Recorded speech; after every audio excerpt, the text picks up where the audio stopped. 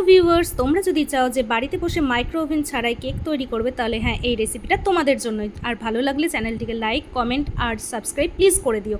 প্রথমেই একটা পাত্রের মধ্যে 1 কাপ দুধ আর 1 কাপ চিনি নিয়ে নিতে হবে। চিনিটা তোমরা তোমাদের পছন্দ মতো কম বেশি করে নিতেই পারো। এরপর 1/2 কাপ মতো সাদা তেল দিয়ে দিতে হবে, আর দিয়ে দিতে হবে 2টো ডিম।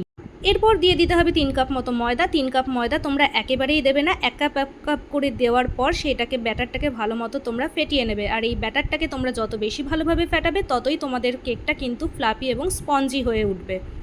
আর মনে রাখবে, এই ব্যাটারটা কিন্তু খুব বেশি গাঢ় বা খুব বেশি পাতলা কোনোটাই করবে না। একদম ঠিকঠাক পরিমাপের মতো তোমাদেরকে ব্যাটারটা তৈরি করতে হবে, তবেই কিন্তু কেকটা ঠিকঠাক মতো তৈরি হবে। এরপর দিয়ে দিতে হবে 1 চামচ বেকিং পাউডার এবং 1 চামচ হচ্ছে ভ্যানিলা এসেন্স। তারপরে সেইটাকেও তোমাদেরকে খুব ভালো মতো ফেটিয়ে নিতে হবে। ফেটানোর পর একটা অ্যালুমিনিয়ামের পাত্র নিয়ে সেখানে ভালোভাবে তেল বুলিয়ে নিতে হবে, বা তোমরা চাইলে বাটারও দিয়ে ইউজ করতে পারো। এরপরে তোমরা একটা সাদা কাগজ সেই পাত্রের মধ্যে দিয়ে সেটাকেও কিন্তু তেল বুলিয়ে নেবে বা বাটার দিয়ে দেবে, যাতে করে যে কেকটা তৈরি হওয়ার পর বাটির মধ্যে লেগে না যায়। এরপর হচ্ছে যে ব্যাটারটা তৈরি করেছিলাম সেটাকে কিন্তু পাত্রের মধ্যে ঢেলে নিতে হবে। ঢেলে নেওয়ার পর যেটা তোমাদেরকে করতে হবে, একটা প্রেশার কুকার নিয়ে তার সিটিটা কিন্তু খুলে দিতে হবে।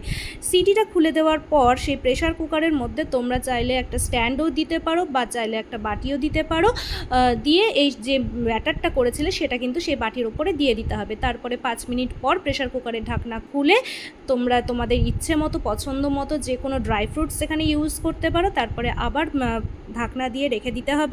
ঢাকনা খুলে একটা কাঁটা চামচ দিয়ে তোমরা দেখতে পারো যে কেকের ভেতর থেকে যদি এরকমভাবে ব্যাটারটা উঠে আসে, তাহলে বুঝতে পারবে কেকটা এখনও হয়নি। আর যদি দেখো যে কাঁটা চামচ ঢোকানোর পর এরকমভাবে কোনো ব্যাটার উঠে আসছে না, তাহলে বুঝে যেও যে এবার কেকটা হয়ে গেছে। চলো এবার নামিয়ে নিই। আর কেকের মধ্যে যে কাগজটা লেগেছিল সেটা এবার ছাড়িয়ে নেওয়ার পালা।